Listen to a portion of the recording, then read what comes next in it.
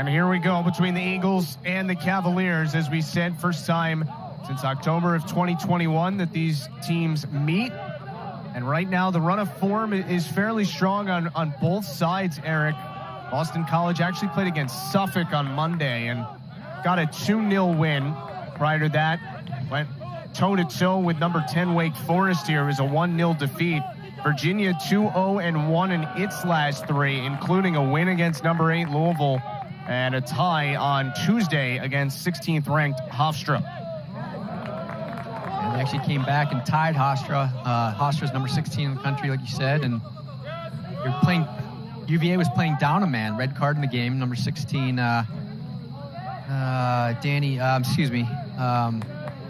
Mangaroff for UVA. He got the red card during that game. It was interesting. I watched some of that, and no one really knew why he got a red card because he was a little off camera. And then go to show it was a play off the ball, and he had a little tussle with one of the guys, and he actually stepped on the guy's foot, and you could blatantly see it. And I think he knew he got a red card, and he kind of walked in the locker room. He knew he was deserving of it. But play a man down like that and still come out with a tie with a top 20 team is a good result. That red card came in the 56th minute of that 1-1 tie against the Pride. And he is one of the players that is not here for Virginia tonight. Aiden O'Connor is not here. Leo Alfonso, who was their first-team All-ACC forward last season.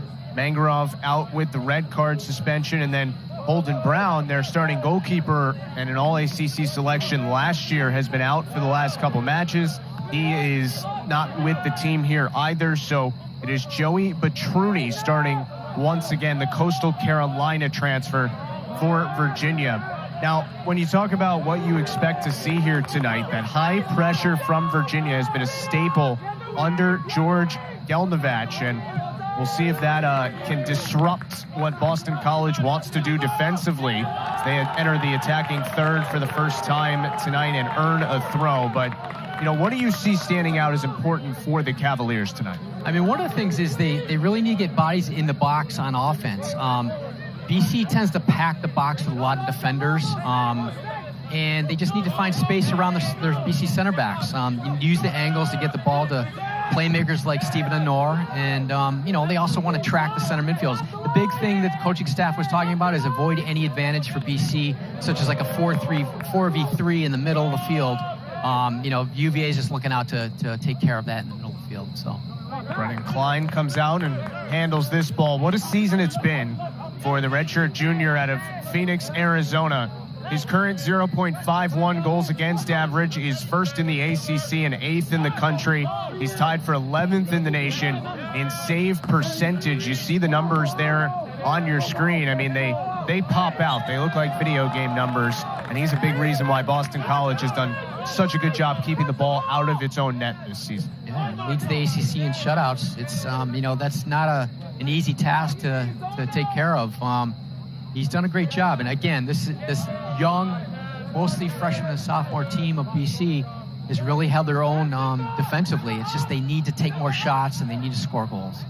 It's north of 70% of the minutes from field players for Boston College come from freshmen and sophomores, as you said. They have 20 freshmen and sophomores on the roster. Here come the Cavaliers. This is Mo Tiam sending it out wide. Cross back comes into the box. Tiam firing, and it's blocked away. Good recovery by C.J. Williams defensively there for Boston College. BC really needs to watch out for Tiam here. He's a playmaker up top all day long. He's going to do these kinds of things. Look, he gets the box ball inside of the box, takes a shot, deflected out. But he gets any chances like that, it's going to be dangerous for BC. Tiam is a transfer from Oregon State, where he played 3 seasons and was a first-team All-Pac-12 selection last year. Also played 1 season at Bradford. So one of a lot of transfers, 10 of them on the Virginia roster, and one of 2 that actually call Charlottesville their 3rd home for playing college soccer. That's kind of the nature of the beast nowadays, right? And Virginia has the luxury with all the success it's had in its program history. 42 NCAA tournament appearances and 13 trips to the College Cup, which is the 5th most all time. And obviously the 7 national championships, that's a destination that a lot of guys want to go. Oh, yeah. UVA, I mean, way back when I was playing in the A's, I mean, UVA was always one of those programs you look up to. They've been so successful. So you see a replay right there and a foul on the side there. I don't know if there was a card issued, but, you know, it's already a heated game. But, yeah, back to the UVA situation there. No card, but 7 national championships, 16 ACC championships, and 11 ACC tournament titles. I mean, you know, what can you say about that? They're such a great program over the years.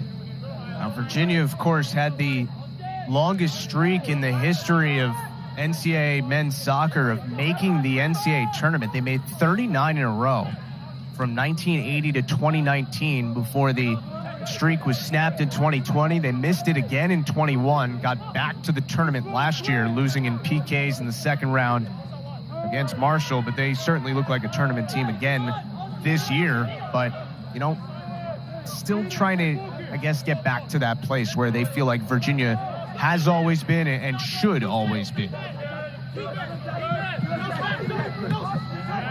Played back to CJ Williams once again, the sophomore out of Valley Stream, New York. Kind of one of the veterans on the field for Boston College. And this is a team that is very possession-oriented. Bob Thompson plays that certain style this year that's kind of, I don't know, takes a while to pick up a little bit, especially for young players. But his team has adapted to it extremely well, especially the last couple weeks. They try and move forward in transition here, but Jonathan Murphy couldn't quite handle his first touch. Still, it'll go off for a Boston College throw. So BC trying to get that first ACC win tonight. Eric, what do you think is important for them? I mean, obviously they have to contain Honor and Tiam, as we've already talked about them in the game so far. Tiam scored an equalizer versus Hofstra. You know, we got to watch out for him. Those guys are so dangerous. You got to defend well against the outside serves. UVA loves to move the ball outside and serve it into the box. And then you also want to disrupt UVA possession. You were just talking about possession for BC, but UVA is a great possession team. They're good, you know, all over the field, holding onto the ball. You know, the beginning minutes of this game seem a little bit, a lot of energy, you know, and whatnot. But I think once both teams settle down, they're both going to have a lot of possession throughout the night. Virginia has had 57% of possession over its last 3 games. So maybe the question coming into tonight is, you know, when both teams really want the ball, who plays better without it could be the question, because there are probably going to be stretches where both teams have long bits of possession. Oh, that's a great point. And to that point, you really want to close down those gaps. You want to put a little bit of pressure on whoever your opponent is. You want to close down those situations where you don't want to let a guy get the ball and turn and attack. So both teams are just going to need to be really aware of that.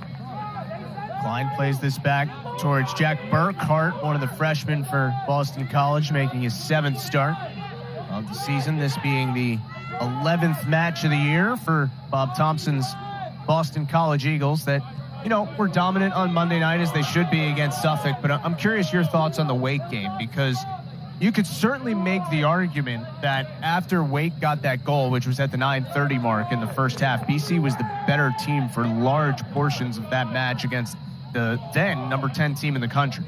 Yeah, and it was a perfect example of BC being able to play with any team in the ACC and how tight the ACC, you know, comparisons are, really. I mean, what it comes down to is they played better than Wake Forest for a lot of that game. Yes, Wake deserved to win. They scored the goal, obviously, but BC was right there. And we talked about it at the beginning of today. You know, it's just one of those situations where BC is so close to getting those opportunities to put one in the net to either tie, move forward, and win an ACC game. So we'll see what happens here tonight. Well, this is a big opportunity, a free kick coming after Alfie Hughes drew the whistle on Paul Visa. Right-footed option there is Ted Cargill for BC, and Marco Dos Santos, the left-footed choice. Cargill sending it in low. It's stopped by Batruni. Still loose inside there. BC trying to keep it in. They will be awarded a corner here, but what a save early for Joey Batruni. And you know what? Odiambo was right there. I think he mistimed his run a little bit on that rebound. If he had slowed it down just a little bit, we'll watch it right here. He slowed it down just a little bit. excuse me, CJ, I'm sorry, it was CJ, it wasn't Odiambo, but right there, CJ was right there, and if he had slowed down his run a little bit, could have popped it in the net. Well, what an opportunity early for Boston College. Petruni, the Coastal Carolina transfer, thwarts that, but still a corner coming for the Eagles. First on either side tonight. Service comes into the top. Augustine Boati scored against Suffolk the other day. His ball goes all the way into Petruni, and he'll settle things down. I guess, you never want to be without your goalkeeper like Virginia is, your normal starter in Holden Brown, a guy who was third-team All-ACC last year. But as a quote-unquote backup, now the starter as Petruni is, he is quite experienced. He was the starter at Coastal Carolina the last 2 years, so he is making his 27th collegiate start tonight. And, if he's the guy the rest of the way for Virginia, I think George Gelnevach and his staff are pretty comfortable with him between the net. 2 of his last 3 starts have been shutouts. Clearly a veteran, yep, and that's what you want. At this level in the college game, these teams have solid backups. They usually have an absolute starter in some situations as the backup, and then a third stringer who can easily play as well. So they're very deep in the goalkeeping position. Marco Dos Santos playing it through the middle of the field, out wide for Alfie Hughes, but a nice step forward by Paul Visa to win the ball. You can tell the intensity is there tonight. Here in Newton, both teams appealing for a whistle there, but do not get one from Stephen Foster, our head referee tonight. Virginia was 10-4-5 last season, 5-1-2 in the ACC. A big factor, I think, tonight is Virginia playing on turf, though, Eric. And this is the first time in a little more than a year, actually, calendar-wise, for Virginia playing on turf. September 30th last year at Pitt was the last time they have played on a turf surface. How much of a difference do you think that makes? Well, you and I talked about that before the game, and I think for a lot of coaches, they'll say it does not make a difference. To me, as a coach and as a player, I think it does make a difference. But it definitely depends on the surface itself, because there are so many good turf surfaces out there in the ACC and throughout the country that it really isn't much of a problem for teams. But visiting teams seem to have a real difficulty playing here for whatever reason. It's the atmosphere, it's the turf, it's the size of the field, whatever it may be. And, UVA, I don't think they're too concerned about it, but it is probably a little bit of a factor. We talked with one of Virginia's assistant coaches, Adam Perrin, on Wednesday, and we said, all right, so, it's been a little more than a year since your guys have played on an artificial surface. How do you prepare for that? He said, we get off the plane, drive there, and see how it feels. What a run from Dos Santos here. Couldn't hold it all the way in as Petruni comes out to fall on it, but good bit of skill there from the freshman out of Windham, New Jersey.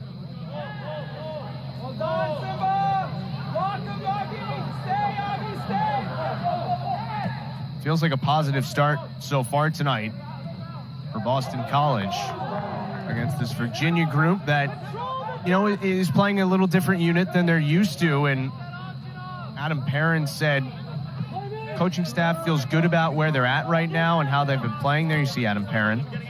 But, how many coaches are saying this at this time of the year, Eric? But it is true. They need to get healthy. Absolutely. Every team needs to get healthy. There's only 4 games that left for UVA, I think, and 5 left for BC. So, they're at that pinnacle point of the season where you need to get healthy and you need to peak at the right time, which will probably be in a few weeks. But every ACC game is important, obviously, to try to make the tournament. Almost 14 minutes gone by here at the Newton Soccer Complex. Each team with 1 shot so far. Boston College with the 1 on goal off the free kick. Line for Dos Santos. That pressure from Virginia again, forcing a poor pass and a takeaway for Mo Tiam.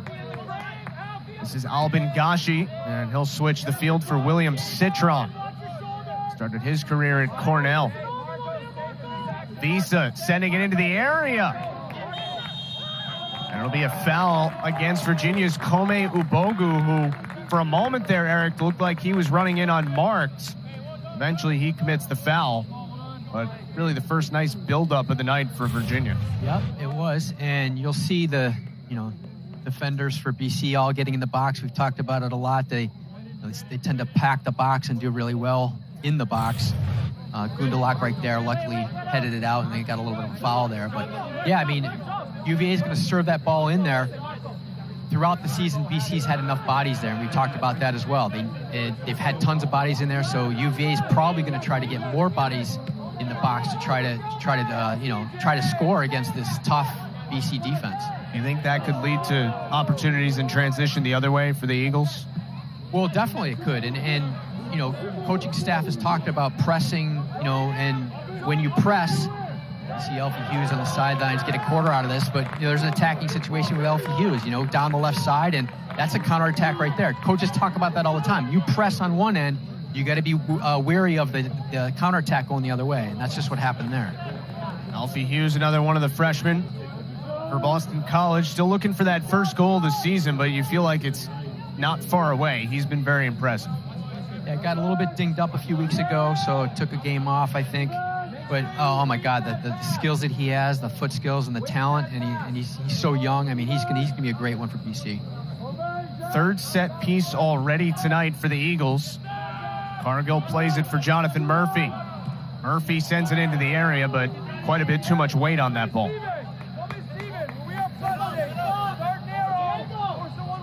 Hughes was somebody that the Virginia coaching staff told us they really liked and would have loved to be in Charlottesville rather than Chestnut Hill. Yeah, he's one of those guys that you notice right away. I mean, I think he's from Leeds in England and Youth Academy of Leeds, and you know, he's just been one of those kids that you notice on the field. He's not huge, not a big kid, small in stature, but his foot skills are just incredible. This is Reese Miller, sophomore from Houston, who was a third-team freshman All-American last year for Virginia. Talk about how young Boston College is. Virginia is quite the opposite outside of, you know, really Honor, who we hit on in the open as their leader in goals as a freshman, but a lot of experience under the belt of a lot of these players. Now, granted, not all of that experience is at Virginia, but it is an older roster, 7 juniors, 8 seniors, and 3 grad students on the team. 10 transfers, that says a lot. And with this day and age of the transfer portal, a lot of teams are in the same situation. Syracuse, for example, 14 transfers or something like that. These teams are stacking their rosters, and UVA is no exception with transfers. And it's a good thing to obviously have all that talent, but when you have a season that is as condensed as the college soccer one is, it doesn't afford you a lot of time to gel from guys, you know, coming from all over the country, sometimes different countries and different programs and playing styles. Yeah, absolutely. There's a big adjustment. It's not a very long season, you know, compared to the pro ranks, obviously. So there's not much time to gel with all these new guys. Boati trying to send it across. It goes all the way across, but again, Boston College is finding some openings in that Virginia defense. The Cavaliers, no slouches themselves, giving up barely more than a goal per game this year. Yeah, I like what BC's doing here. Boati with a cross, no one there in the box, a little bit too far, unfortunately there. But you know, BC's they're taking it to UVA, and they're not hesitating at all. You hate to keep mentioning it, but you know, the record's 0-3-1 in the ACC for Boston College, but you feel like with such a young team, the games that they have played, the way they've gone, despite not winning and only getting one result, you feel like they've had long stretches of play that should bring them a lot of confidence as the rest of this season comes. Oh, I absolutely agree, and I think the coaching staff would probably say the same thing. They're not displeased with how they've been playing this year. They've maintained possession. They've had a lot of good chances. You know, they're at the bottom of the barrel in the ACC as far as how many shots they take, and so they need to work on that. But defensively, they've been great, and I think the goals will come with experience. Virginia takes the ball once again. It's Visa getting around a couple defenders. The junior out of Germany, Paul Visa, bangs it off Williams, but it came back and hit Visa on a double deflection, and BC wins the throw. Visa making his 45th career start tonight, all at Virginia, from Rostock in Germany.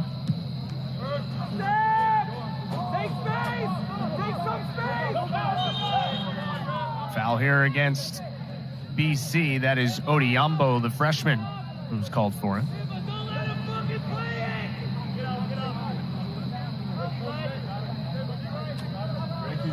Sideways, side on. Both teams, I think, are trying to settle it down a little bit after the first 20 minutes. Long ball here, and Honor trying to run it down. Racing Klein for it. How about this from Honor? He keeps it in play. Reese Miller has a lot of space, lays it back. Gashi switches for Umberto Pella. Boy, that was pretty incredible from Honor, to be honest, in the corner there, Eric. Yeah, it was. A long ball to save it like that. And Klein was right there on top of it. That was a difficult situation. Let's take a look at the replay right here. Long ball into the box. Gets past Klein. Does a little heel kick there. Gets it by Murphy there. And then, the ball, it's never out until the whistle blows, So you just gotta be aware of that. Honor has trained with the first team, Canadian men's national team, in his career. Incredibly talented young player who's originally from Ghana. But what is amazing about him is, how many times in sports, soccer, whatever you want to say, do you see one player have a lot of success and then maybe the star next to him goes away, graduates, whatever it might be, and that success kind of goes away because they become the featured player? Well, Leo Alfonso has been out since September 12th as Williams keeps this away from Honor. And on September 12th, Stephen Honor had 1 goal. And then the first team all ACC player, Leo Alfonso, goes out, and Honor has 5 goals since then. Right. It's funny how that works, It's one of those situations where, you're working well with a player, or you're working great with your teammates, and you have a chemistry, and then one guy goes out and someone else picks up the slack, and that's what Honor's been doing so far. He's just a dangerous player. He and Tiam, this kid is just such a great player. Tiam with a couple goals and 3 assists so far this year. Couldn't quite get that ball through, and BC breaks back the other way. Dos Santos was stopped in the midfield by Austin Rome, again getting his first start tonight. Transfer from Providence as a whistle goes against Boston College. Ubogu was down on the pitch, looked like he took a shot up high. Yeah, well, you're going to see this, and I don't know if I'm correct here, but okay, yeah, I guess he did get a piece of it with his foot. I was thinking it was just the ball. It was a high kick, but as you can see, the ref was behind the play, so sometimes refs don't always see what goes on in front. I think it was probably the right call there. It was a high kick, but it wasn't just the foot. It was the ball as well. Ubogu from Hoover, Alabama. His dad was a college soccer player as well. This one sent in toward the back post. First touch on it comes from BC. Gashi steps up and bangs it wide. So that's what UVA likes to do. They like to serve it from the outside, and their last game against Hofstra, they were using that right side a lot, and just focusing on that right side and then serving it. See on the replay here, and luckily Murphy was allowed to clear it, but then, that second ball is so important. So when you got someone like Gashi there right outside the 18 with a one-time shot, you got to be aware of that. You got to close it down.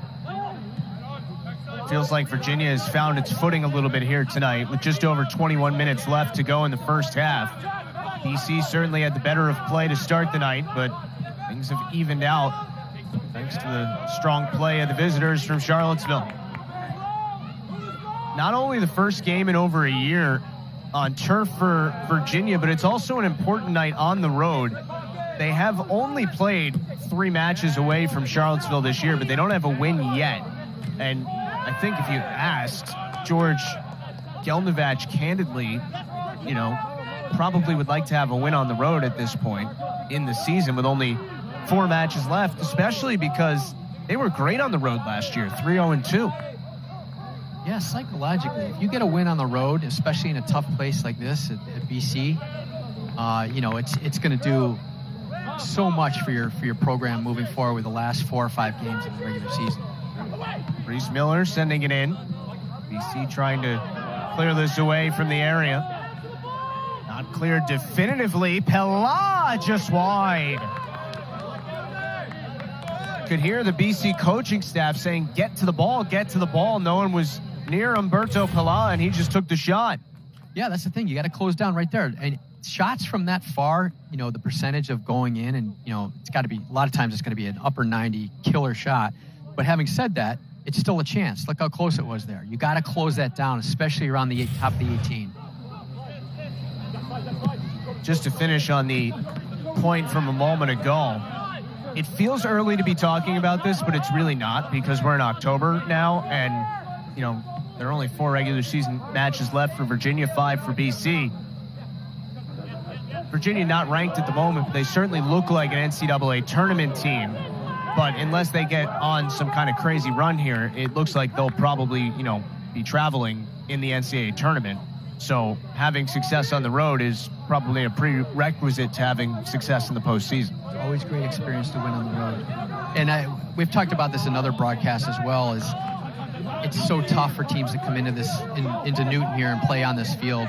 For whatever reason it is, it's a challenge for any team to come in here and play well and get a good result. Just under 19 minutes to go in our first half from the Newton Soccer Complex. Justin Galanti, Eric Sunstead, and our entire outstanding crew. Glad to be with you this evening. No score to this point between Boston College and Virginia, 2 schools that did not meet last season, did play in 21. And that was a 2-1 UVA win down in Charlottesville. And we're going to have our first booking of the night here. That was a lot of contact. And Stephen Honor is shown a yellow for taking down Diego Ochoa. It's a valid yellow. Takes him down here. Come in from behind and boom. So he got him. Maybe a little bit of a, I'd say dive, but he pushed him. Absolutely, that's a foul. Sometimes refs are going to give a yellow for that. Sometimes they're not. It was from behind, so I understand why it's a yellow. But keep in mind, this is very important. He's got a yellow tonight. He's got to be careful the rest of this game. They lose him up top. There goes a lot of their offensive threat. Klein sending it forward. The connection that the BC backs play with at such a young age is really impressive, especially the way they can play through their keeper. Did give the ball away here, though. Seems like possession has shifted the last 10 minutes. Yes, it's been back and forth. And to be honest with you, this game is quite even so far. Good chances on both ends so far. Entertaining start to the night. Neither team has made a sub yet. Boston College is getting set to bring in 2 players off the bench. Bellotti was appealing for a whistle there, but didn't get it. Fouls are 4-4 to this point. Shots 4-2 for Virginia. Each team with 1 on goal, which means each keeper has made 1 stop. Another throw here for the Cavs. And we will now get the subs, and Virginia will make 1 as well. For the Cavaliers, it is Axel Allender, senior out of Norway, coming in, and Boston College going to bring on 2 new pieces. Drew Serafino coming in, as well as, somebody wearing number 15, and there's no 15 on the roster, Eric. I just noticed that. Yeah, I don't know who they switched jerseys, perhaps. All right, we'll try and sort that out. It happened a couple games ago as well. Switched jerseys. Virginia on the attack once again. Ball sent in towards the middle. Pella, it's knocked away. Looked like Xavi O'Neal, didn't it? It does look like him. It is Xavi. All right. He's wearing 15, though. So Xavi O'Neal is in. This will be a free kick coming for Virginia as they continue to apply some pressure here. That is the right, I think, the right sub, though. You got to get O'Neal in there. He didn't start tonight, so mixing it up a little bit, Coach Thompson is. But sometimes you get one of your better players off the bench and provides a lot of energy and kind of a spark to get going. Sent in again. And The last touch from Virginia, so it'll be a goal kick for Klein.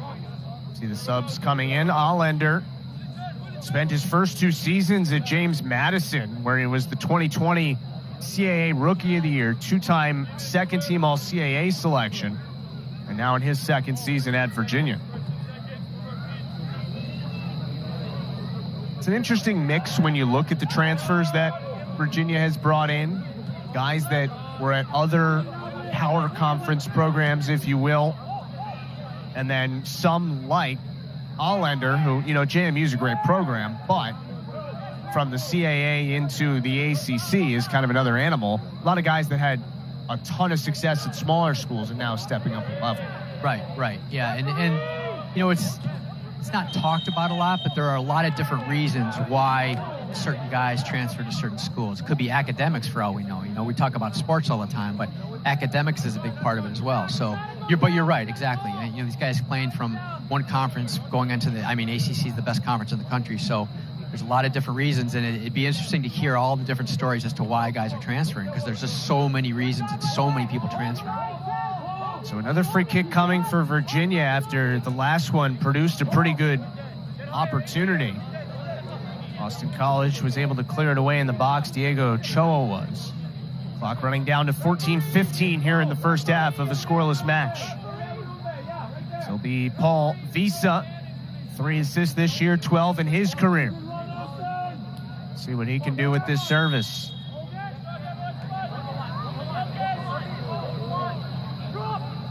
Visa's ball headed wide.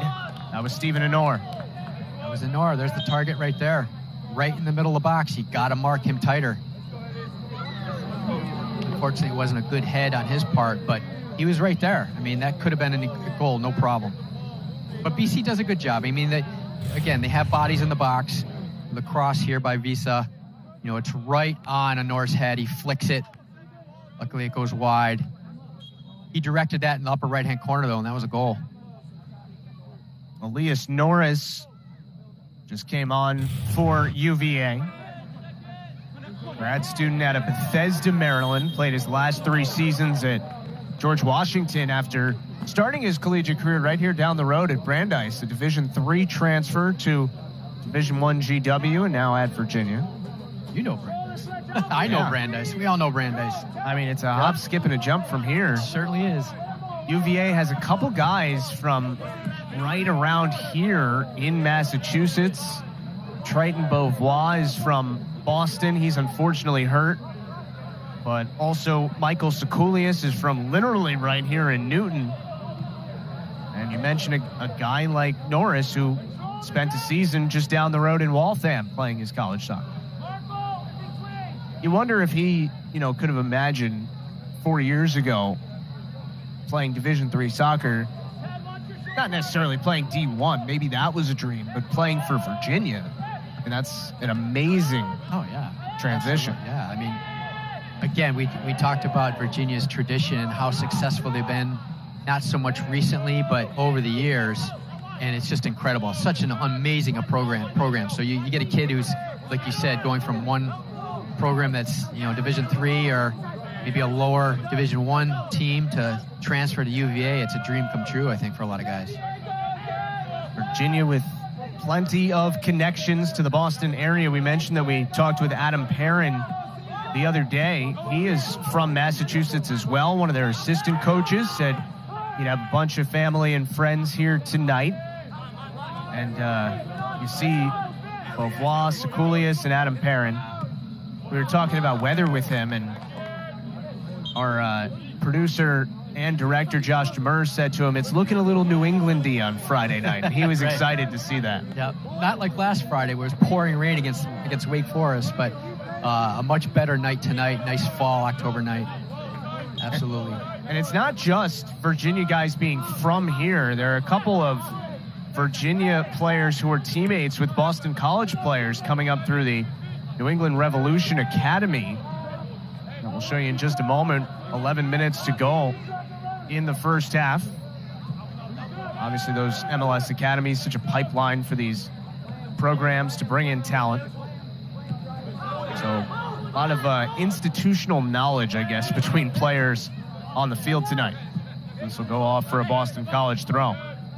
See a picture here of one of the U19 MLS Next Pro matches for the Revolution Academy. Triton Beauvoir, you see in the bottom left. Jack Burkhardt for Boston College in the middle of your screen. Bunch of other Division I players in that picture as well.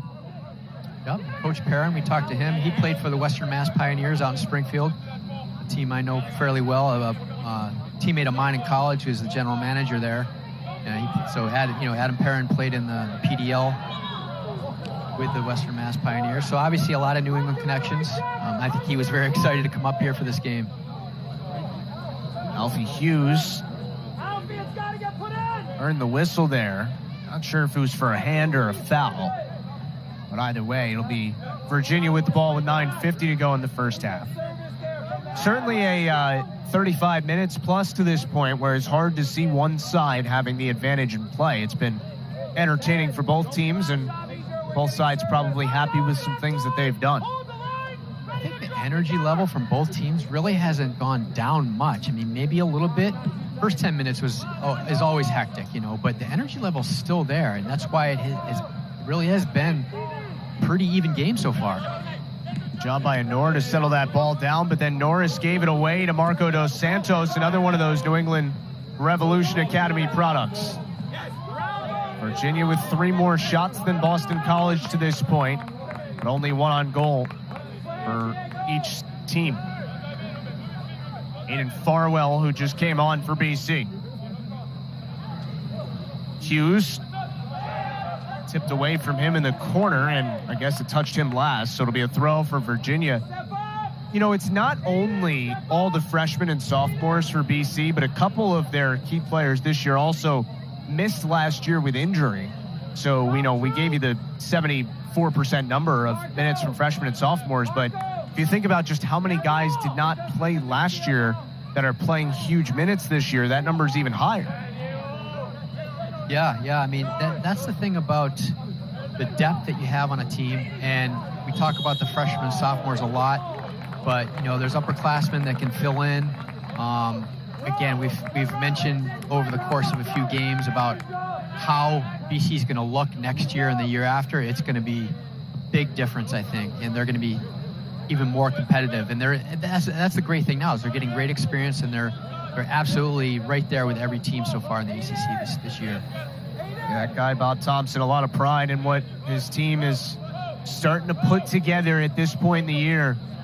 Looking for that first ACC win, but had a really quality result tie here against Pitt.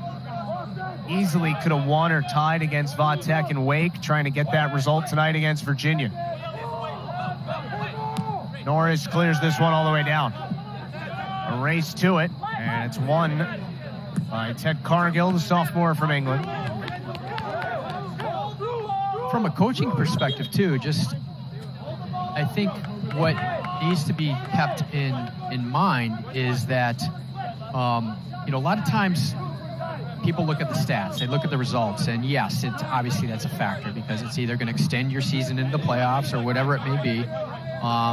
And you want more wins and losses for sure. But probably from BC's perspective, the coaching staff is looking at this and they're saying, this is a good season. We've seen so many good things from so many good players. Really something to build upon, and it's not over yet. I mean, they could make the ACC tournament. Well, that's kind of the thing, is you see Honor taking a rest and getting a couple breathers there. But as bunched up as the Atlantic Division is right now, which we showed you at the start of the show, we're not exaggerating, if you win one match, you completely get out of danger of missing the ACC tournament, and all of a sudden, you're 3 points out of second in your division. Not only that, but you get the momentum, you get the mental strength from a win like that, a big win. Deflected ball in on Klein, and he handles it well. By the way, it was Sekulius, who we just mentioned, from right here in Newton, who came on for Honor. Probably a good move from UVA to get Honor out, get him 6-7 minute rest at the end here, and then he'll have the halftime to rest as well. Yeah, when players are out, Right, Eric, we talk so much about, all right, they're not starting. Who is starting for them? But it's just as important on the back end because some of your reserves become starters, and then it's who fills those roles in the extra minutes as Petruni comes out to handle this ball. You're not, or does anybody, or do you just play fewer players on a given night? That's the question that a coaching staff has to answer. It is the question. I think Coach Perrin mentioned it in our meeting the other day about how, at the pro level, you get 5 subs. And the college level, you get many more. I mean, there are teams that'll, you get 7, 8, 9 subs in a game. And if you have the depth, it's really not going to diminish the quality of play at all for your team. Good work from Dos Santos. Ball kind of deflects around a couple times. Dos Santos still pursuing and finally whistled for the foul as he took Austin Rome down. And they're going to stop the clock here at 4:55. Wouldn't expect a booking here. It just seems like oh, wow, that is going to be a yellow. Excuse me. So we'll see what Dos Santos does here. Goes in, he gets his arm around the shoulder there. It's one of those things. It's a tough call. Let's look at it again. Got that left arm hooked a little, I guess. That was, the actual fall and the trip wasn't intentional. I mean, yes, he got his arm around him, but the player was going down, and just happened to catch Dos Santos' foot as well. So, some referees will see that as a blatant yellow card, some won't. I think it could have gone either way. Bob Thompson is getting an explanation here from our referee, Stephen Foster. In some ways, you like to see referees take control. In other ways, you don't want to see too many cards because then, the next foul is going to warrant a yellow card in everyone's mind. So you got to be careful with that. Think about the 2 players that have been shown cards tonight, Eric. It's Honora for Virginia and Dos Santos for Boston College, 2 incredibly important players. 2 key players, yeah, absolutely. We've gone quite a while without a shot in this match. Things have calmed down a little bit since the fiery start. See if anything generates in the last 4.5 minutes until the break here in Newton. Very nice night in the mid-60s. Sometimes if you're a Southern ACC school like Virginia is, coming up to Boston in the first couple weeks in October can be a bit of a climate change, but it's really not so much tonight. Yeah, exactly. It's been a good fall season so far weather-wise. Although tomorrow will be the 3rd straight Saturday where it is going to pour, but luckily we're playing tonight, not tomorrow. That's right. That one came all the way across. Klein dove for it. Lucky for him, no one redirected it on target. Norris trying to send that ball forward. Too heavy on his touch, though. Well defended by Javi O'Neal. See Jack Singer for Virginia getting in the box here. The serve comes in. That's a beautiful cross. Jack Singer cannot get up to it. Not quite tall enough, not high enough on that. But a great opportunity for Virginia there. Singer, a grad transfer from Cal, where he played 4 seasons. Tonight is his 60th career collegiate match. Sekulius in on that play as well.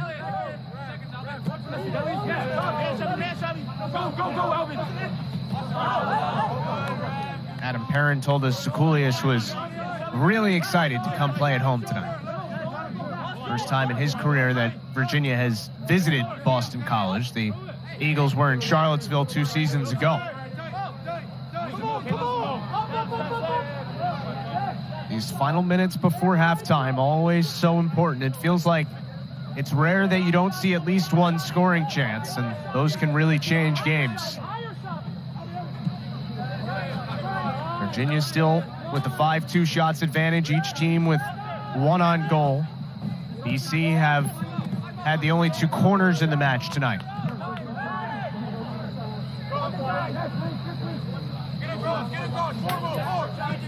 Umberto Pella, sophomore out of Italy.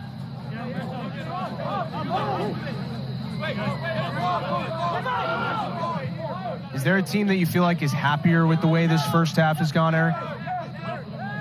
I think it's pretty even. I think the possession's been very similar for each team, and there haven't been too many top quality chances. That last one there on the cross was, I think, the best opportunity for Virginia. But at the other end, BC had a couple, but they haven't had any in a while. So I think the momentum in this last minute and a half here is going to dictate how they're feeling as they go into the locker room. 90 seconds to go. Singer for Rome, who, again, had only played 9 minutes all season before tonight, has gone the whole way here in the first half at left back for Virginia.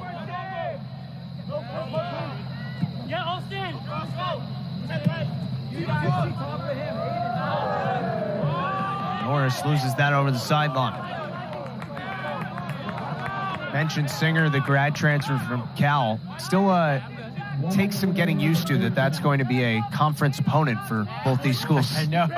Cal and Stanford, and it's very odd. SMU, I think, right? Yes. It's a big-time program. SMU ranked in the top 5 in the country right now. Those will be 3 great additions to the league in the near future. Seems like the last 15 or so minutes, everybody's trying to operate within a phone booth here. Game's starting to tighten up a little bit.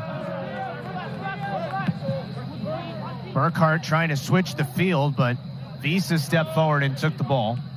Down to 20 seconds remaining in the first half in Newton. One more Virginia throw. Gashi trying to turn back towards the middle. Hela hoping to make something happen. Ball comes into the box, and that is it for half number 1.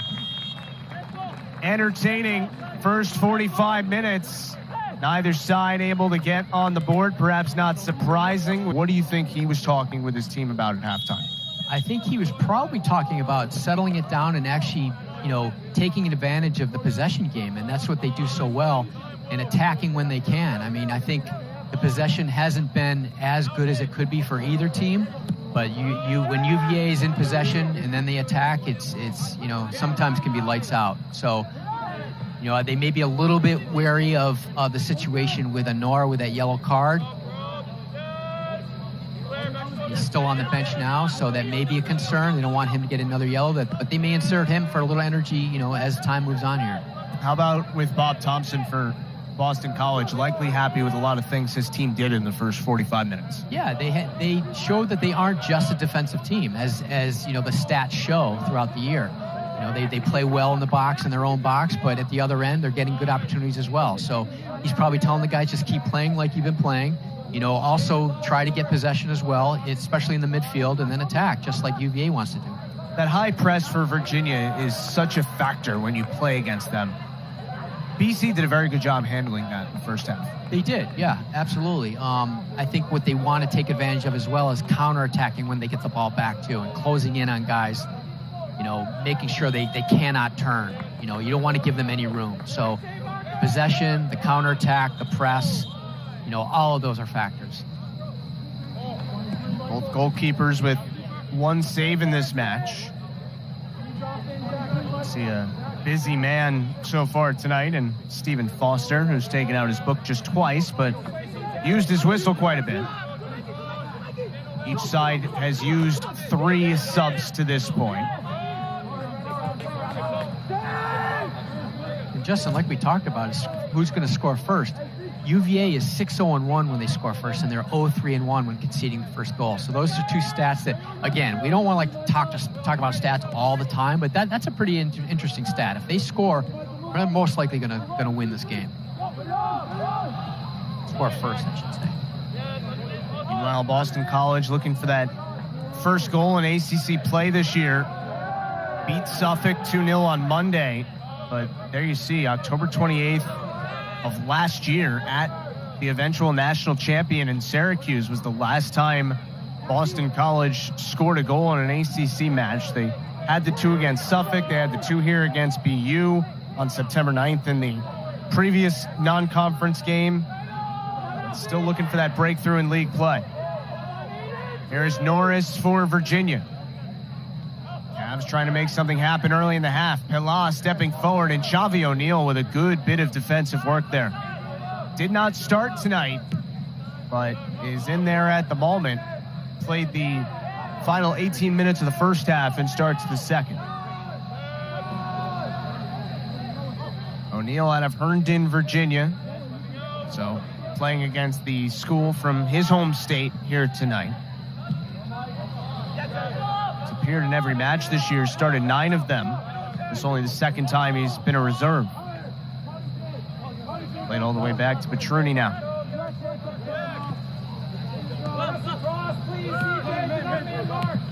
As we've mentioned a couple times, only 4 more regular season matches left for Virginia after tonight, and 5 more for Boston College. But for both teams, only 3 more conference matches, which, again, it is hard to believe. It's just the season comes and goes so quickly. It does. That's why those 8 ACC matches are so important for points. See what's coming up for the Wahoos. 3 of the last 4 at home. Only trip will be in-state to Virginia Tech. I mean, this team has not done a lot of traveling this year. Playing at Boston College is by far the longest trip of any of the 5 road games that Virginia is playing the whole season.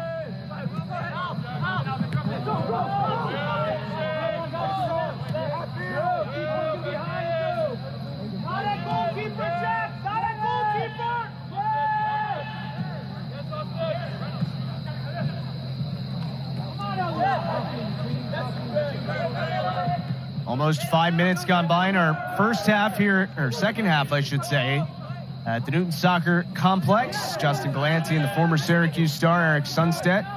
Glad to be with you tonight. No score between the Eagles and Cavs. Virginia's had more of the ball to start the second half, albeit in only a couple of minutes of play. This is Paul Visa.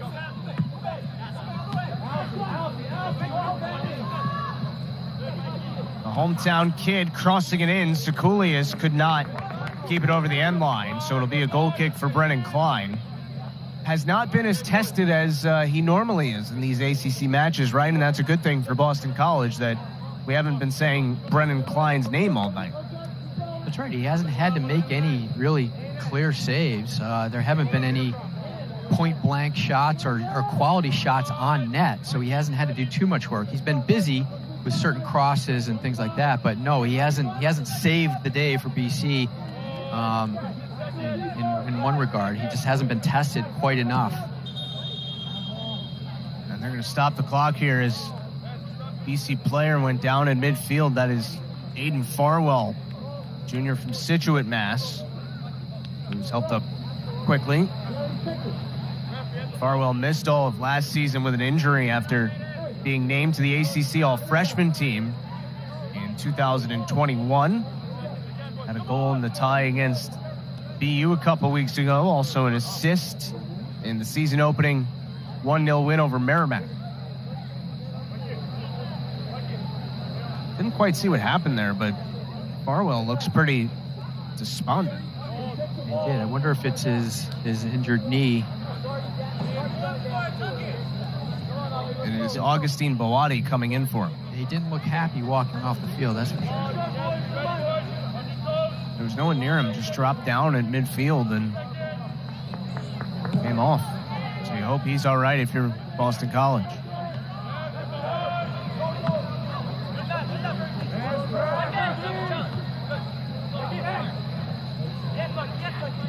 There's Sekulius once again. Good recovery, at least it appeared to be by Ochoa, but couldn't get that ball around Visa. Boati does well to win the ball, though, for Boston College. This is where BC needs numbers. Now they're going to try to possess the ball here, which is a smart thing, but at the same time, they need to push forward with numbers. See the high press from Virginia. But BC, a team that loves to have the ball and make things happen. Alfie Hughes gets through a couple defenders, and they'll play the advantage here. Foul was going to be called, but we play on. Cargill stepping forward. Lays it off for Dos Santos. Lots of good ball. Almost. A little bit too far. But BC doing a good job pushing forward there. Alfie Hughes tried to dribble through 3 guys, which was tough. He would have gotten that call, like you said. That was definitely foul, but the advantage was was with BC, so referee let the play go on, and then they switched the field. And a good opportunity. Threw the ball a little too far, but great opportunity. That's what BC needs to do, counterattack like that.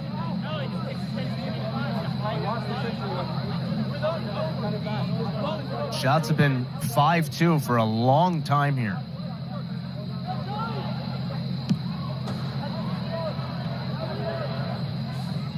Rooney almost kicked that directly over the sideline. Barely does stay in though. Xavi O'Neal trying to work through a couple defenders. As an academy teammate on the Virginia roster we have not seen tonight. Ignacio Alem goes by Nacho. They both played in the DC United Academy together. Here's Augustine Boati. Yeah, it's going to call that all day. Yep, I saw that coming a mile away. That's going to be a card. Fistful of jersey, didn't he? Yeah, and it was interesting. That play, though, Virginia was pressing and pressing, like you just talked about a few minutes ago, pressing. But with the skills that Boati has, he got out of that. You'll see on the replay here. He gets the ball, a flick through behind his leg. He's got two guys at him right away, attacking. All they could do was take him down like that to stop the offensive threat. And give some credit, I think, to Stephen Foster, the referee, because there were multiple pulls there, and he waited as long as he could, right, to make the whistle, waiting to see if Boati gained some sort of advantage. I think a lot of referees would have just blown it dead the first time. Yeah, he's been pretty good with the advantage play. He's sticking his arm out, pointing right away, and letting everyone know that it is advantage, and he would have basically indicating that he would have called it if there is no advantage, but. Yeah, Boati could have slipped through there through the two guys and had a shot on goal.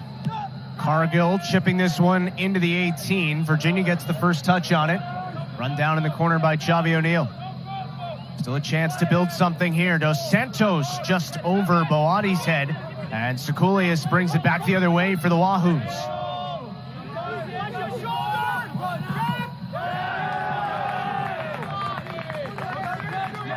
Feels like if we're going to see a goal tonight, one of these transition opportunities might be the way. I think so, yeah. It's an interesting, I keep using the word counterattack, but the two words counterattack, but that's what it is. Both these teams are taking advantage of that and moving downfield to try to get something going on offense. High energy on both ends.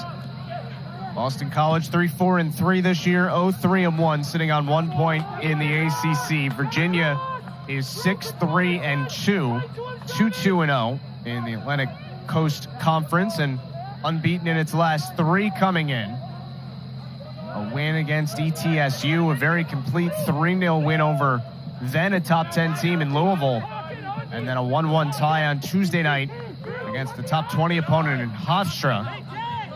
And you see what they've done in those last three matches, really dominating opponents for the most part, and that Louisville win was about as complete a performance as Virginia's had this year. Serafino stepping forward for BC, poked away from him by Axel Allender.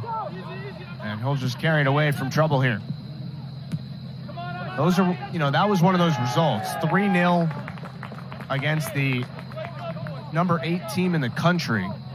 That kind of pops out at you. Virginia was ranked the opening week of the season, so in the preseason poll. Beat Iona, but then lost to Loyola Marymount in that first week, and they have not been ranked since. Sekulius once again, and O'Neal as well as CJ Williams do well to get the ball from him. Did receive votes, the Cavaliers did, in this week's poll, just outside the top 25. Alfie Hughes trying to send one forward. Serafino cross in front, cleared away, but it will be a BC corner. Great opportunity. Alfie Hughes gets the ball on the left side, and Serafino makes a nice run to the corner. Result is a corner kick. So those are the kind of offensive chances and risks you need to take. This will be Boston College's third corner of the night. Virginia does not have one yet. It's a long ball, replay here. And luckily, CJ Williams right there to take care of business. And then Alfie Hughes at the other end, off to Serafino. And the cross, good opportunity, out for a corner. So that's what BC needs to do. Serafino, just like Farwell missed all of last year with injury. See, Boston College, they averaged the 3rd most corners per game in the ACC. Yeah, I saw that statistic, and that's very interesting. You don't talk about corners a lot in stats, but that's indicative of a team that's putting pressure on another team, and they're getting offensive chances. So, yeah, you don't talk about corners a lot, but the more corners you get, the more chances you're getting. I mean, I would venture to guess and be pretty confident in saying so that the numbers that Bob Thompson and his staff are seeing in terms of chances created, expected goals, it's a heck of a lot higher than the 0.70 goals per game number that Boston College has right now. Yeah, I think you're right. Yep, I think there's opportunities there. They haven't taken advantage of them. Some things don't go your way. Set pieces are one of those things. Corner kicks, free kicks, whatever it may be. Sometimes you're always scoring on them. I know Pitt showed that against Wake Forest earlier in the year. They won 3-0, and 2 of those goals were off corners, and 1 was a penalty kick. So, that was a situation where no one expected that. Klein plays this. You can see it's such an advantage that Boston College has, being able to play through their goalkeeper so confidently. Yeah, he's got foot skills. He's almost like another center back there. So he can distribute the ball, and he's done that all season. According to Klein's teammates, he has the strongest leg of anyone on the team. Let's see, I don't know, go kick some field goals. I was just going to say, maybe the football team's going to recruit him. Back in the day, that happened sometimes. If a kicker's not doing well. I know at Syracuse, a couple guys from the soccer team were kind of going through a little bit of a tryout just to see. It's usually just to kind of put some pressure on the kicker, but you never know. Long ball here for Sekulius to run under. Trying to cut it back to the middle, and this will be the first corner of the night for Virginia, coming with just under 32 minutes to go. They average just under 6 per match. Subs here for UVA. It is Brendan Lamb, a freshman from Apex, North Carolina, coming on for the first time. And Kome Ubogu re-entering after starting the match tonight.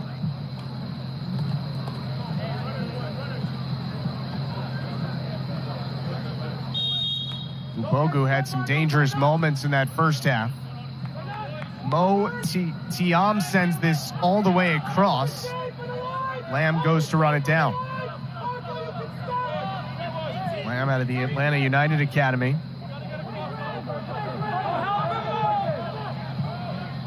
Sends it out wide. Cross comes in. It's a good ball, but Boati gets the first touch on it.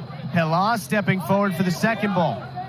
Tiam again, trying to get around a couple defenders, feeds it through. Pela tried to send it in front, but it's cleared up and away by Diego Ochoa. Again, those bodies in the box for Boston College keep Virginia from getting anything on target. Serafino back the other way, and it's Alfie Hughes in the corner.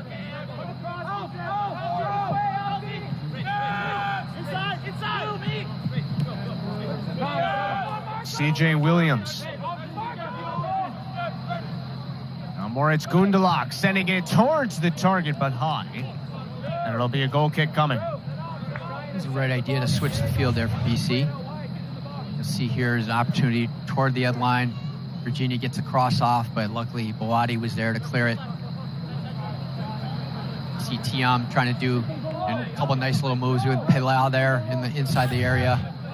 Nothing doing because BC's defense is so good at times, and then they go down the other end and get a chance. Switching the field, not such a great shot on, a little bit too high there, but again, this is a back and forth game all night.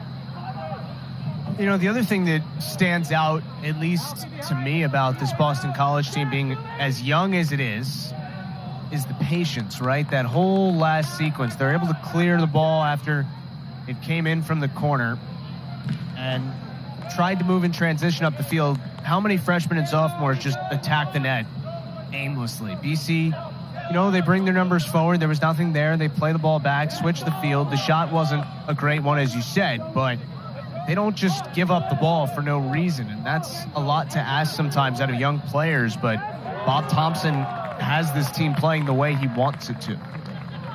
And the thing that comes to mind is maturity level. Even though these guys are mostly freshmen and sophomores and they're very young, they do have a high maturity level, and it just shows there. It shows how they're continuing to be resilient here, and they're pressing forward, and they're trying to maintain possession and doing what they do best. You see Elfie Hughes here doing what he does best: dribble, switch the field. He's dangerous on offense. He gets back on defense, and here you go. We see what BC can do here. 100% of Boston College's points have been scored by underclassmen. Last time I checked, 100% means all of them. That's right.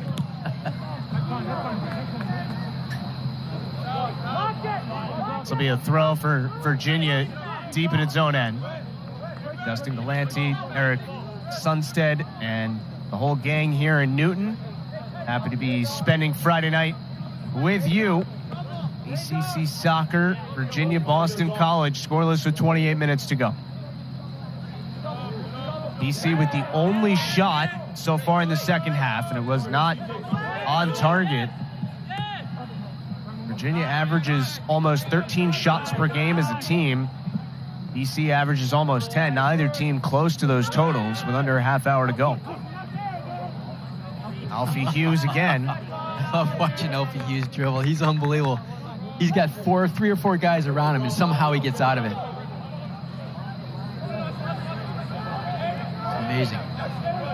Got like a magnet on his foot. The ball. I feel like as this ball for Hughes is knocked down with his right foot, trying to cross it in, up into the air, and Betruni. There you go. That's a corner.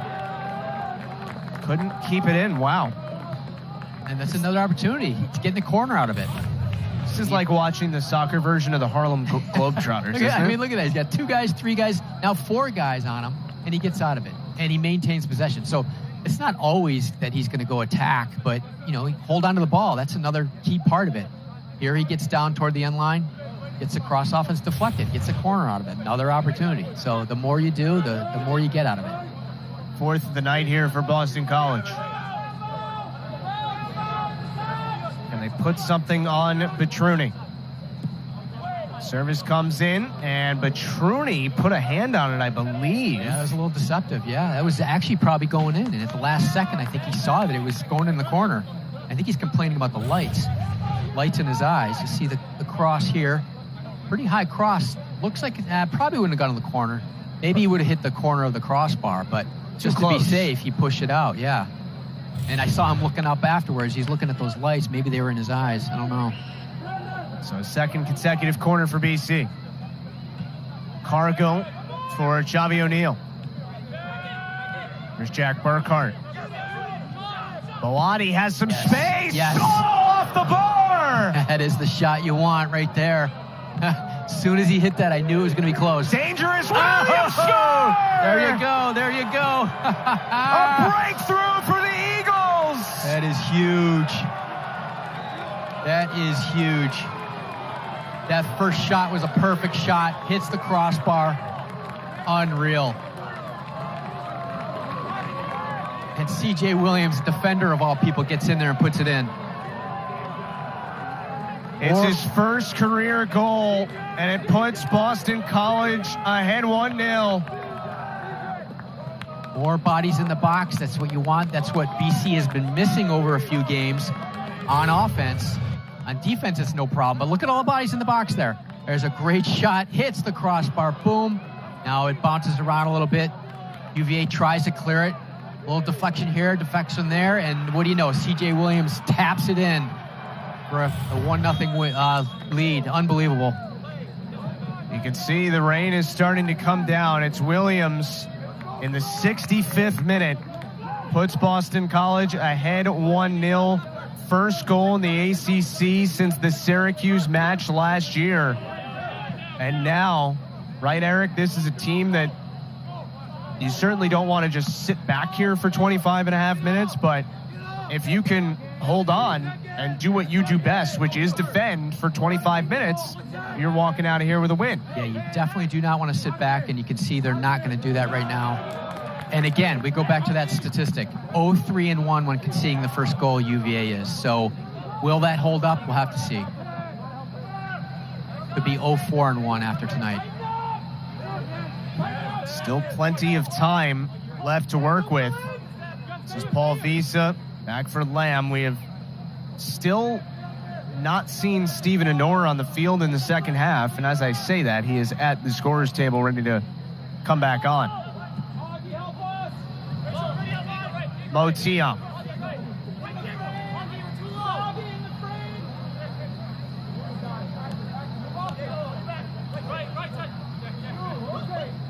Tiam still analyzing, moving back towards the middle, and not quite on the same page with Jack Singer. Eric, I don't know if you heard the same thing as me, but in that whole build-up of the sequence, off the corner when the ball came to Boati, I heard someone on the BC sideline scream, "Shoot it!" And in my head, I was like, I'm not sure he should shoot that, but wow. Well, I mean, that would have been incredible. When you're lowest in the ACC for amount of shots on the season, you gotta just shoot and see what happens. That shot, I'm telling you, when I saw that come off his foot, that's exactly what you want to do. He didn't try to kill it. He tried to place it nicely into the upper 90. It hit the crossbar, almost went in, and then the result was, a few deflections here and there inside the box, and what do you know, C.J. Williams puts it in. So we mentioned Boston College getting that first goal in the ACC since the regular season finale at Syracuse last year. If they can win tonight, it'll be the first win in ACC play since October 7th of last year here against the North Carolina State Wolfpack.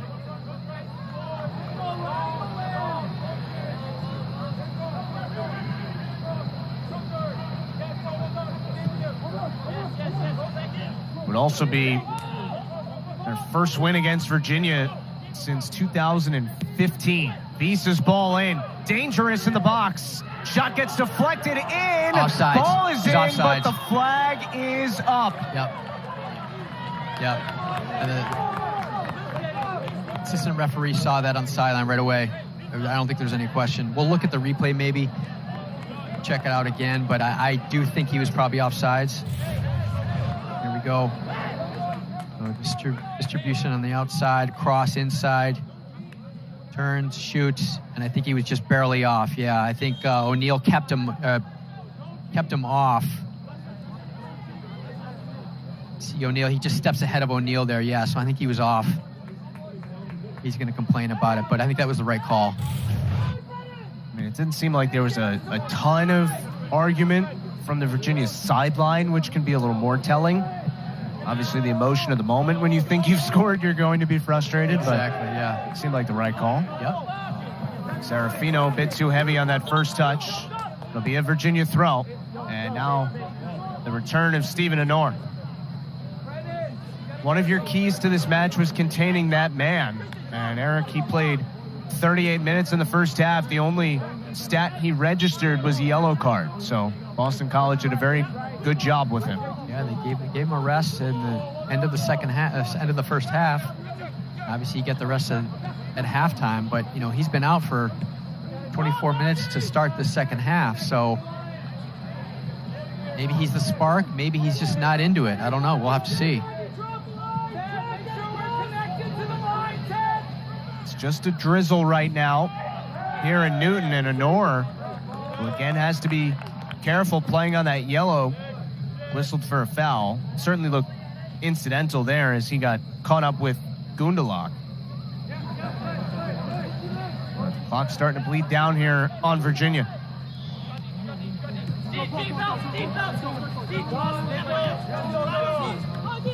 We mentioned UVA with 4 matches left after tonight and only 3 in the ACC. Ubogu is tripped up. Free kick, Virginia.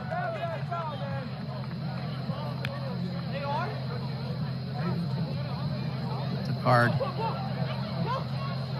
Another yellow card. Bogu a little slow to get up.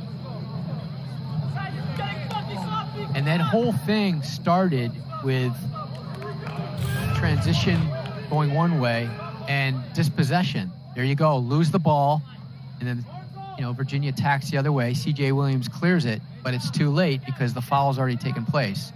So when you lose the ball like that in your own third, it's so difficult to recover. And a lot of times guys will they'll resort to, tackling the way they shouldn't tackle and get a yellow card out of it. Diego Ochoa. Now, I don't know if that was necessary. I mean, he went in studs up, but he didn't take out his ankles or anything. So it's going to be Mo Tiam on this free kick just outside the box. Plays it short to the corner for Visa. Cross is deflected toward the back post, and it's punched away by Brennan Klein. Just got enough of a touch on it. Threat not over. Now it is. Boati took it away. And look at him do what we were talking about before with Alfie Hughes. Here come the Eagles back the other way. Numbers advantage, perhaps. Oh. Good recovery by Reese Miller. Game of inches. Energy really starting to pick up. It's been a high-energy night, and even more so at the moment. Ubogu sends it in. No one there for Virginia. Christian Behar gets it near the sideline and sends it to Boati. And just joining us, C.J. Williams with the goal as Boston College ahead 1-0. Under 20 minutes to go here in Newton.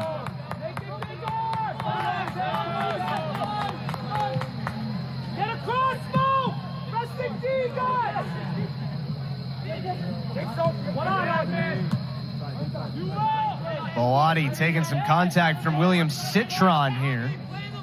So hard to get the ball away from that kid, isn't it? It is. Yeah, he's another one, just like Alfie Hughes. Boati gets the ball at his feet, and it's really difficult to get it away. And when you have those midfielders who can hold the ball like that, it allows Bob Thompson and this unit to play that style of wanting to have so much possession. Sometimes you just can have individuals keep it for you with their great skill. Keep it at midfield too. Sometimes it allows your defenders to come up and advance a bit, and your midfielders, so you can get support.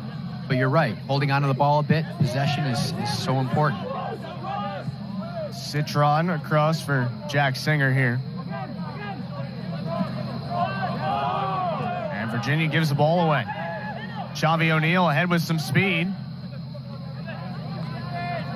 Serafino lays it out wide. Dos Santos. And he is body slammed down to the turf there. And a whistle here against Virginia in Austin Rome. Feels like this match needs a deep breath. It does. A lot of energy out there tonight. Even from the get-go, from the opening whistle, there's been tons of energy. There's a dispossession, and BC coming the other way. That ball in, and Petruni had to come out and put a touch on it. And it'll be another corner for Boston College. Eagles bringing subs on. Hughes and Murphy. This was that last sequence. Serve into the box. Had to make the save. There are two players right there. Boati and Williams right there to try to put it in. Keeper gets his hands on it for a corner. But a dangerous opportunity right there. Again, C.J. Williams, a defender playing in his 25th career match tonight, got his first goal and seemingly inches away from a brace right there. Cargill. And that's the second time that a corner has been blown dead by Stephen Foster for Boston College playing a little too quickly.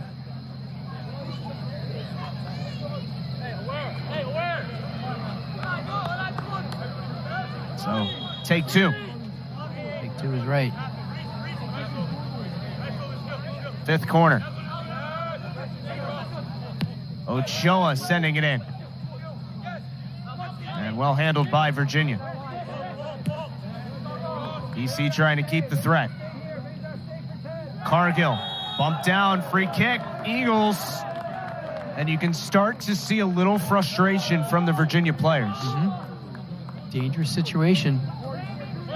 Basically, this is going to be a short corner set piece. So you want to make the runs in the box to make this effective. But right here, you don't want I mean, he tried using his body there. He didn't stab per se, so it wasn't really that much of a foul, but the referee's going to call that. It was a little bit of frustration, I think, on Virginia's end.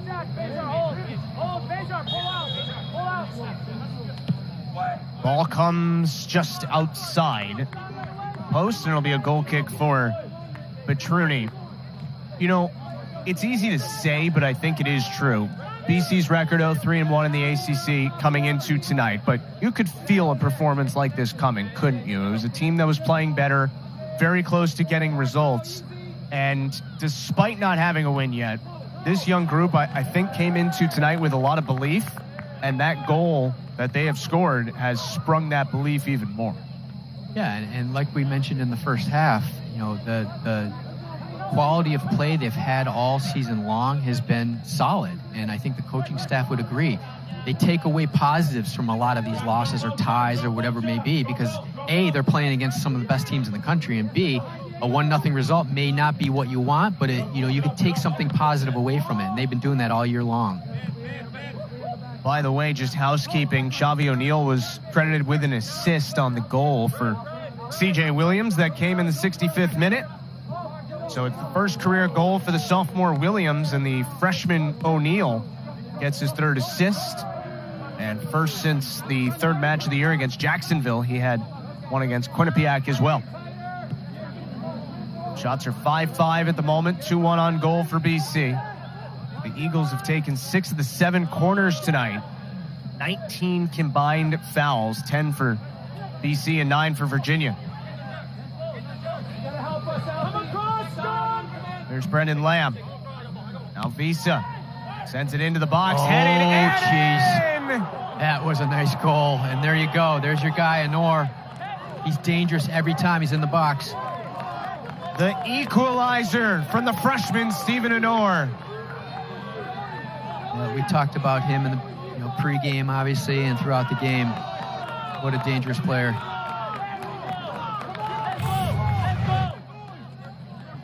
Had really not been all that involved all night until now.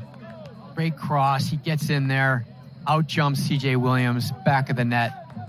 Fantastic goal. In the right place at the right time. That's why he's so dangerous. I'll tell you what, his celebration's a little dangerous too, but he can pull it off. He can.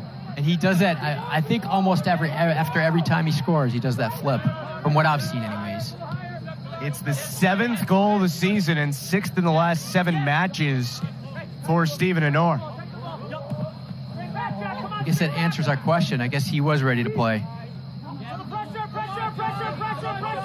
Some fresh legs when maybe some of the other ones on the field were a little bit heavy. Now Virginia pushing forward again, and Williams does well to only concede a corner. Feels like a danger moment for the Eagles as Virginia has a lot of momentum right now with 14 minutes to go. Momentum has definitely swung here.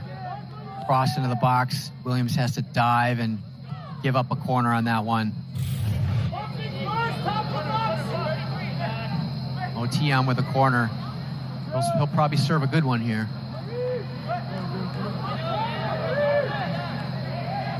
Short ball. They flip it back to him. Pella, cross in, all the way through. And a goal kick for Klein. By the way, that 7th goal of the year for Stephen Honor puts him in a 5-way tie for second most in the ACC. Forster Ayago from Duke leads the league with 9 goals this year coming into tonight.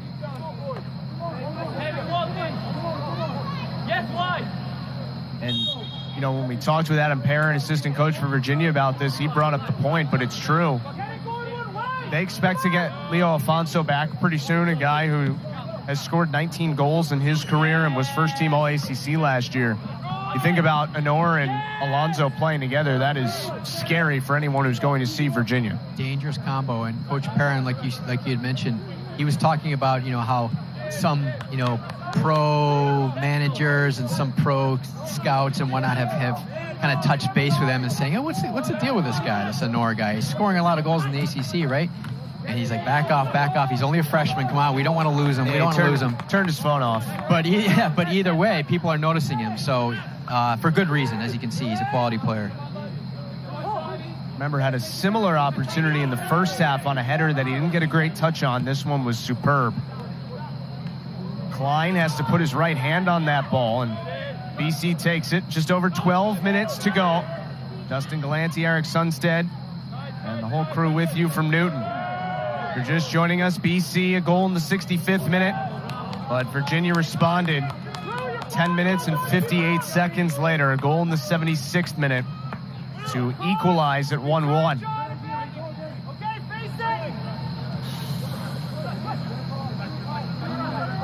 Virginia trying to make it 4 straight unbeaten. To start the year, they were 4-3-1. But if this result holds tonight, 2-0-2 in the last 4. And a team that is, knock on wood if you're a Cavs fan, only going to get healthier.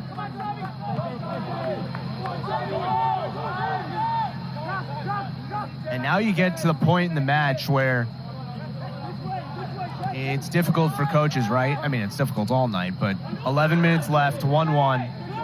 And Adam Perrin said this to us specifically about Virginia's match against Hofstra Tuesday night. They were playing a man down, felt like they were playing well. Guys really wanted to push forward for the win, but, you know, that was a high RPI game, and as Virginia's offside here, making sure they got out of there with a result, a tie, was important, so they didn't quite put the pedal to the metal all the way. Tonight at 10:35 remaining, how aggressive are these teams going to be? I think they're both going to continue to be aggressive. They both want these 3 points. They do not want to settle for a tie. I think, you know, on a different night, BC may have thought, well, you know what, I'll take this result. I'll get 1 point out of it. Tonight, it's been a little bit different. They know they can play with these guys. They know they've been a better team at times. Couple of great opportunities, and I think they're going for the win. If you think sort of realistically about where each team is at, Boston College perhaps more in need of 3 points than Virginia. Not that the Cavs would not like 3 points. True.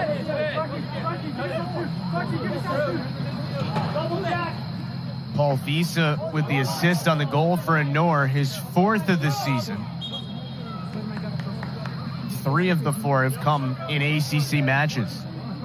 Xavi O'Neal takes a rest, replaced by Simba Odiambo, who made his first career start tonight. Maybe a little offense for defense there for Bob Thompson, maybe an indicator of what you were talking about. BC going to be aggressive and try and find a winning goal. There's Mo Tiam circling back towards the middle. Visa against Alfie Hughes here. Good job of Alfie Hughes just containing him and pushing back, forcing the push back into the other side of the field there. So that's what you want to do. You want to contain him, push him back, try to dispossess when you can, but you want to slow him down as much as you can as well, because Virginia's pushing quite a bit right now to try to get that second goal.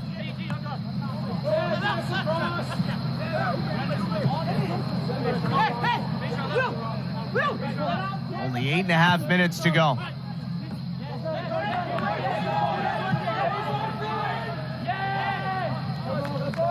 This will be a throw for Boston College deep in its own end.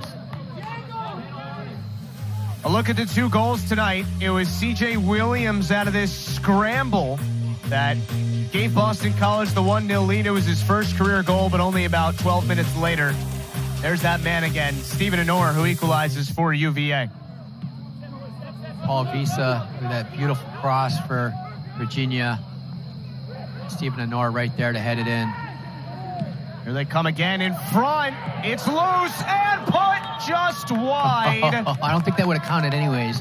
Although I don't know. I think he's calling for a corner now. I don't know if he's calling for a foul or a corner. Looks like a corner. Yeah, let's see it again. Interesting situation here. Cross, deflection, Klein's there. Yeah, Another shot goes off of Klein's legs, I think, for the corner. Virginia playing the short corner again. Lamb for Visa. Visa chips it in. Williams with the first touch on it. BC trying to clear it. It's not cleared definitively yet. In a dangerous area still. Brendan Lamb, the freshman. Kind of a horizontal cross there. And cleared over the sideline. 2 saves for Brennan Klein this evening. Petruni with 1 for Virginia. Taking over as the new starter with Holden Brown out for the Cavaliers.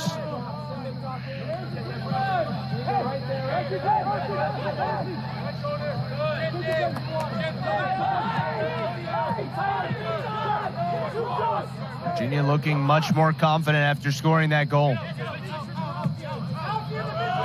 All the way back for William Citron.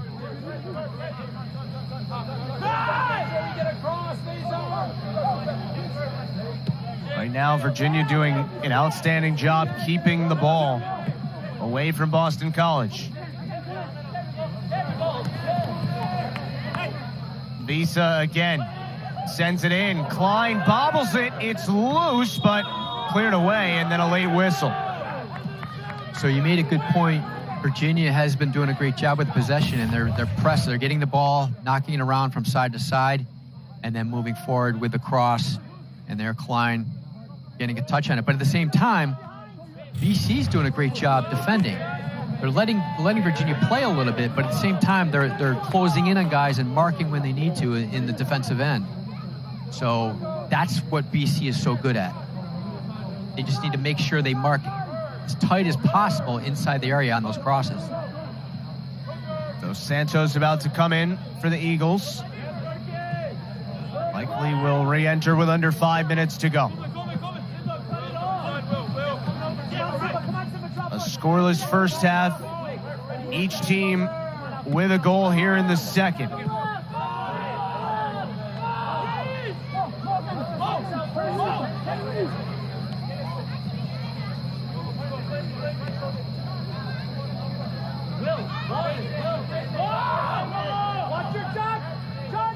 There's Tiam switching the field for Citron again.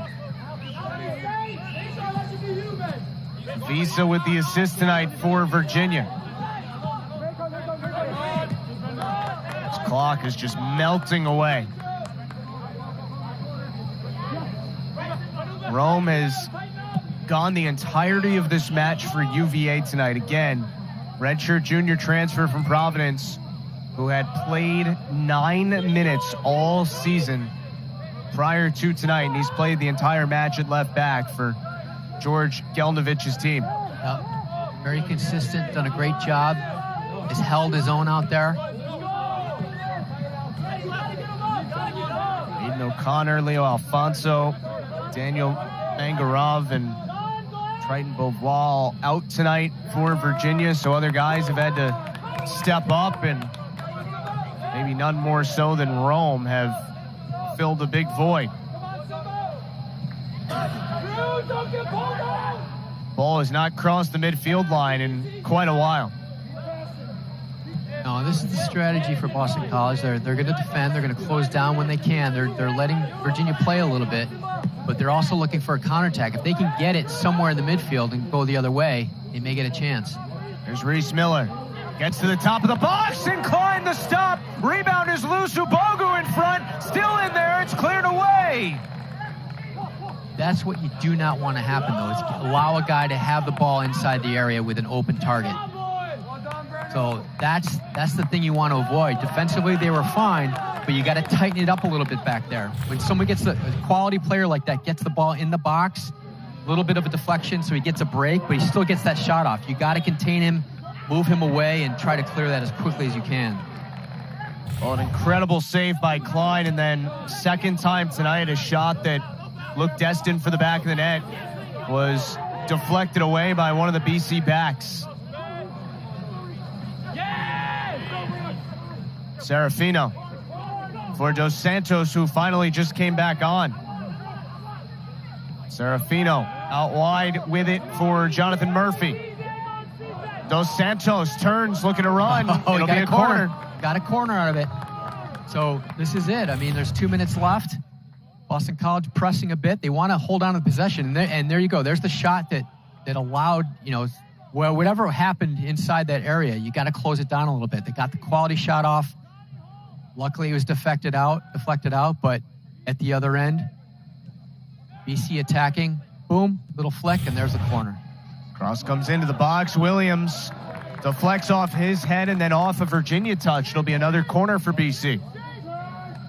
So we told you BC is third in the league in corners per game at 6.5. They are about to have their 8th. 100 seconds to go in Newton.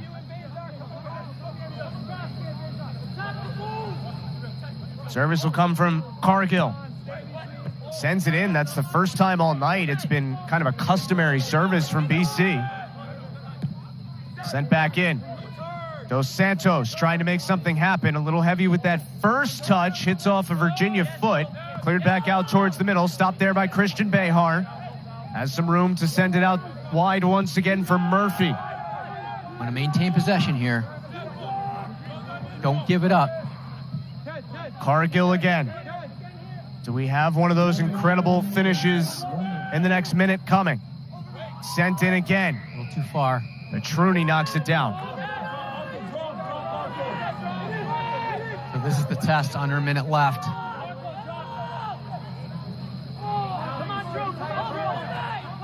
Paul Visa sending this ahead.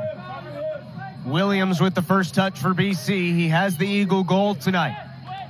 A Virginia throw with half a minute remaining. Can they create one more chance? Reese Miller with the throw. Serafino battling for it with Singer. Ahead from Citron. Back the other way. Serafino was trying to get it to Hughes. And it'll be a throw with 10 seconds left. BC trying to rush this. And what do we have here? Stop the clock.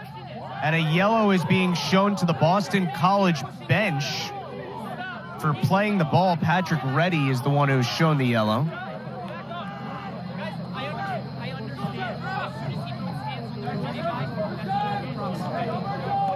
And the explanation coming for the BC bench is not that Reddy touched the ball, it's that he touched a player on the field. And Virginia's Paul Visa is also shown a yellow for delaying play there, not allowing Boston College to get the ball. So both guys get yellow, which seems fair. And now only 5 seconds left for BC to try and make something happen. They're going to reset the clock to 8 seconds. Yeah, I thought it was a little bit more than 5.